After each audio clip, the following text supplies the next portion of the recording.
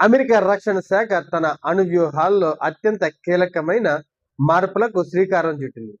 సాంప్రదాయకంగా అమెరికా ఇప్పటి వరకు పెద్ద నగరాలు, శత్రు దేశాల ప్రధాన మౌలిక సదుపాయాలను సర్వనాశనం చేసే దీర్ఘకాలిక సుదూర అణు ఆయుధాల పైన ఎక్కువగా ఆధారపడుతూ వచ్చింది.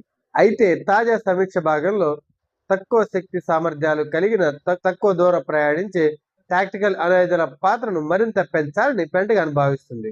చైనా, రష్యా దేశాలు తమ సరిహద్దుల్లో ప్రాంతీయ యుద్ధాల్లో తమ బలాన్ని విపరీతంగా పెంచుకుంటున్నాయి. దీన్ని తిప్పికొట్టేందుకు అమెరికా అధ్యక్షుడికి మరిన్ని వాస్తవిక, ఖచ్చితమైన సైనిక ప్రత్యామ్నాయాలు అందుబాటులో ఉండాలనేది ఈ వ్యూహం యొక్క ప్రధాన ఉద్దేశం.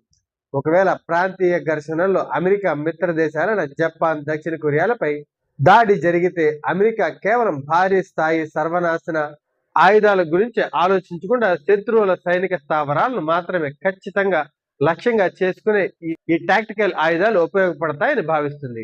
అమెరికా రక్షణ శాఖ పాలసీ అండర్ సెక్రటరీ ఎల్రిడ్ కాల్బీ ఈ కొత్త న్యూక్లియర్ సిద్ధాంత రూపకల్పనకు నేతృత్వం వహిస్తున్నారు. శత్రువుల సైనిక స్థావరాలు లేదా యుద్ధ రంగ లక్ష్యాలపై ప్రయోగించే ఈ చిన్న అణు ఆయుధాలను కేవలం రాజకీయ ప్రతికూలుగా కాకుండా ఆచరణాత్మక సైనిక సాధనాలుగా చూడాలని ఆయన వాదిస్తున్నారు.